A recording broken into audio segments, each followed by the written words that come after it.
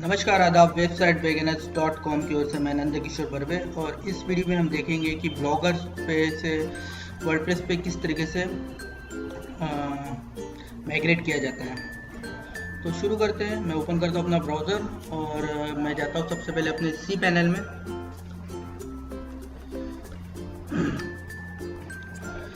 C panel में login होने के बाद आपको सबसे पहले नीचे में जाना पड़ेगा, जहाँ पे है एक सॉफ्टवेयर जिसका नाम है सॉफ्टक्यूलस ऐप इंस्टॉलर।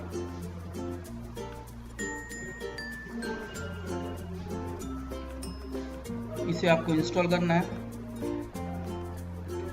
तो सबसे पहले आप चूज़ कर ले अपना डोमेन नेम। मैं अपना डोमेन नेम चूज़ करता हूँ और इन डायरेक्टरी में मैं इसे ब्लैंक छोड़ देता हूँ और यहाँ पे आपको साइट नेम लिखना है। तो ये साइट का नाम लिख देता हूँ मैं।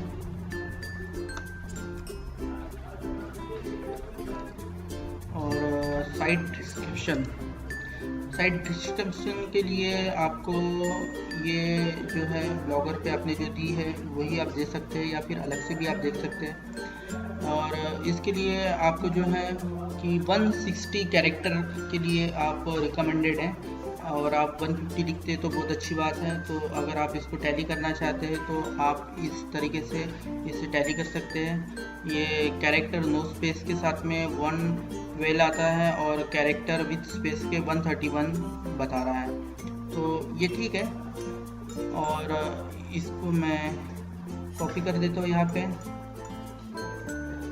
और उसके बाद में आप यहाँ पे अपना एडमिन यूज़र नेम दे सकते हैं। तो और बाद में आप यहाँ पे एडमिन पासवर्ड दे सकते हैं। तो ये रिकमेंडेड करता है कि स्ट्रॉन्ग पासवर्ड। और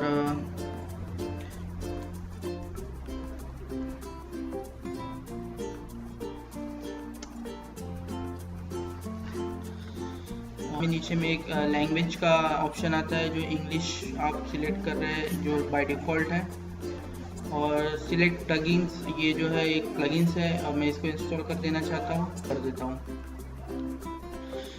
इंस्टॉलेशन शुरू होने के बाद में ये 3 से 4 मिनट लेता है और इसके बाद में आपका वर्डप्रेस ब्लॉग इंस्टॉल हो जाता है।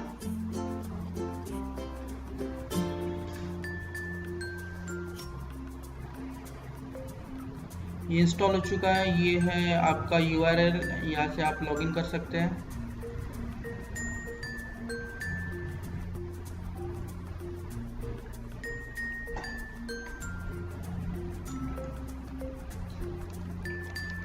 जो आपने यूज़र नेम और पासवर्ड दिया है आप उसे डाल सकते हैं और डालने के बाद में आपको पासवर्ड डालना है। पासवर्ड अगर आप भूल गए तो आपने जो ईमेल प्रोवाइड किया है उसके ऊपर में वो सारी की सारी इन्फॉर्मेशन भेज देता है, जहाँ पे आपका यूज़र नेम और पासवर्ड दोनों अवेलेबल होंगे। ये आपका जो है वर्डप्रेस ब्लॉग इंस्टॉल हो चुका है। आपको मैं विज़िट करवाता हूँ। विज़िट करने के बाद में ये बाय डिफ़ॉल्ट जो थीम है ये इन्होंने अपनी ओर से डाल के रखे हैं। और लेकिन इसके अंदर में सारा का सारा माइग्रेट करना हमें बाकी है। तो उसके लिए आपको सबसे पहले तो ब्लॉगर को माइग्रेट करने के पहले आपको सबसे पहले टूल्स में जाना है। यहाँ पे अवेलेबल टूल्स है।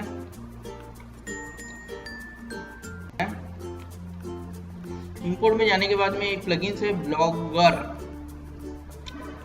इस पे क्लिक करो। ये जो है प्लगइन्स ब्लॉगर इंपोर्टर नाम से, इस प्लगइन्स का काम होता है कि ब्लॉगर से आप वर्डप्रेस पे सारा का सारा डाटा माइग्रेट कर सकते हैं। तो ये इंस्टॉलेशन की प्रोसेस बता रहा है यहाँ पे। और ये चेंज लॉग ये कब कब अपडेट हुई है। फैक यानी जो क्वेश्चन है वो आप यहाँ पे देख सकते हैं। ये नॉर्मली पूछे गए सारे के सारे क्वेश्चनों के जवाब हैं। अदर नोट तो रिव्यू। तो मैं सबसे पहले नीचे में जाता हूँ, यहाँ पे इंस्टॉल नाउ पे क्लिक करता हूँ। ये प्लगइन जो है लास्ट अपडेट 8 मंथ अगो, यानी 8 महीने पहले ही अपडेट हो गई है। इंस्टॉलेशन के बाद में ये active plugins and run importer का एक ऑप्शन आएगा, इसे आपको क्लिक करना है। क्लिक करने के बाद में ये जो है आपको how day upload your blogger exported XML file and we shall import the content from into the site. Use an XML file to upload, then click upload file and import. तो ये कह रहा है कि XML फाइल जो आपकी blogger की है वो उसको आपको डाउनलोड करके यहाँ पे ब्राउज करना है, लेकिन ब्राउज की ये लिमिट बता रहा है, मैक्सिमम साइज जो है 32 MB की ये कह रहा है। तो हम जाते हैं ब्लॉगर में। ब्लॉगर में ये जो ब्लॉग है हमें वहाँ पे इंपोर्ट करना है। तो मैं जाऊंगा सेटिंग्स में,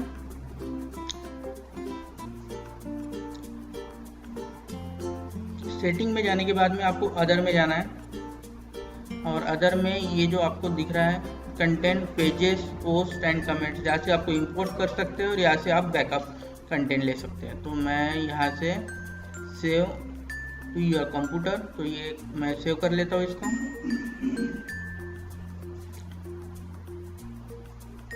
और इससे मैं अपने डेस्कटॉप पे ले लेता हूँ इस फाइल को।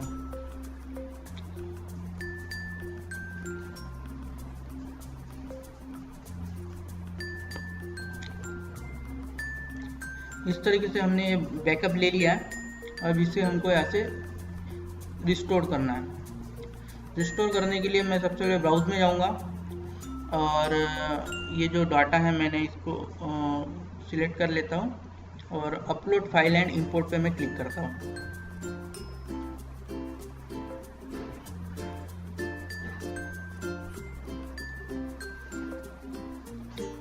ये इंपोर्ट ऑथर नंदकिशोर बर्वे और न्यू यूज़र का नाम बता रहा है, और ये, और मैं इसको सबमिट कर देता हूँ।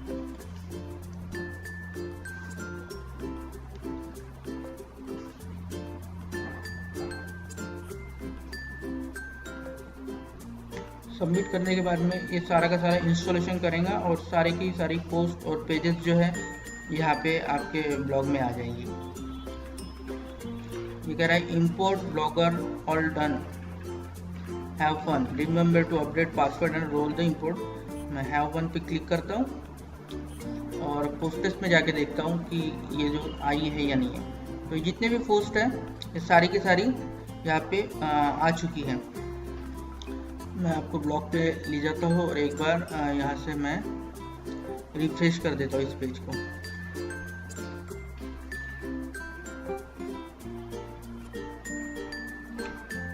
ये रिफ्रेश करने के बाद में ये सारे के सारी मालूमात आपके ब्लॉग पे नज़र आना शुरू हो जाती है इस तरीके से। उसके बाद में आप अलग से इसका इमेजेस, जैसे मीडिया में आप जाते हैं,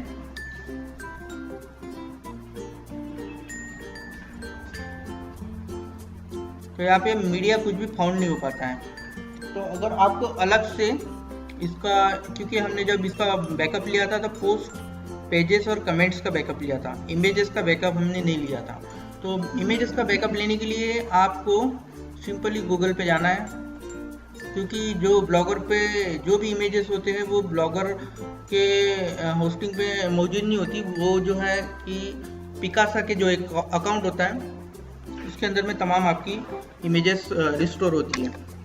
तो आपको यहाँ पे लिखना है टेक आउट गूगल, एक लिंक आएंगी, आपको उसको ओपन करना है। ओपन करने के बाद सिलेक्ट वन,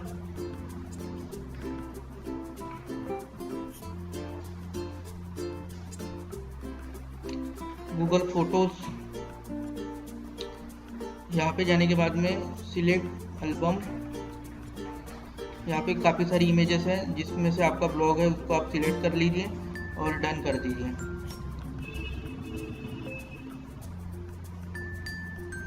नेक्स्ट पे जाइए, और एक जिप फॉर्मेट की फाइल जो है ये आपको डाउनलोड के लिए देगा।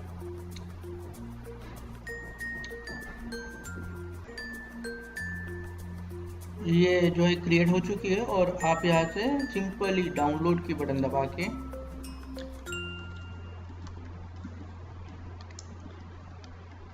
डाउनलोड करने के पहले आपको लॉगिन होना पड़ेगा।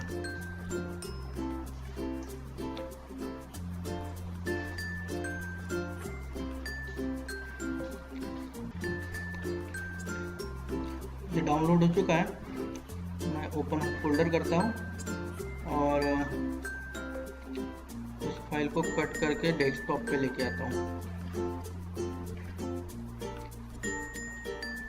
और इसे ओपन कर देता हूँ।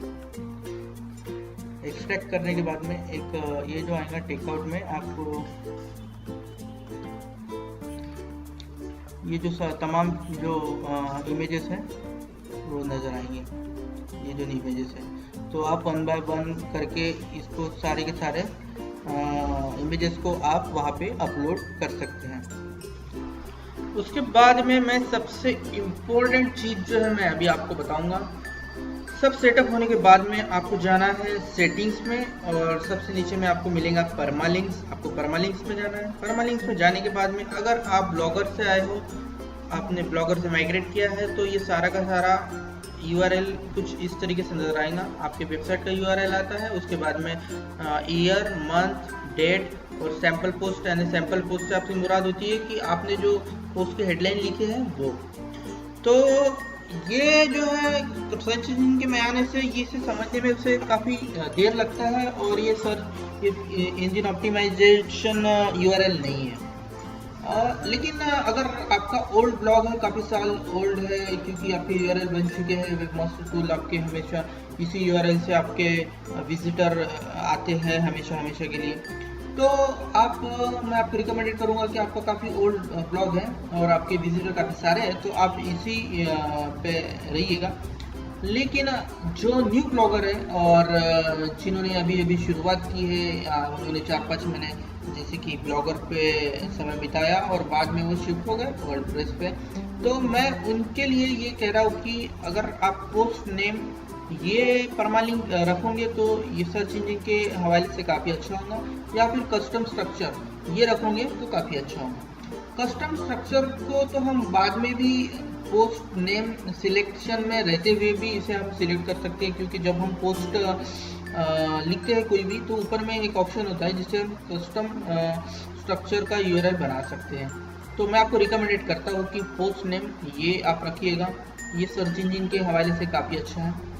तो ये काफ़ी महत्वपूर्ण इंफॉर्मेशन थी जो आपको मुझे बताना था। मैं इसे नीचे में जाके सेव कर लेता हूँ।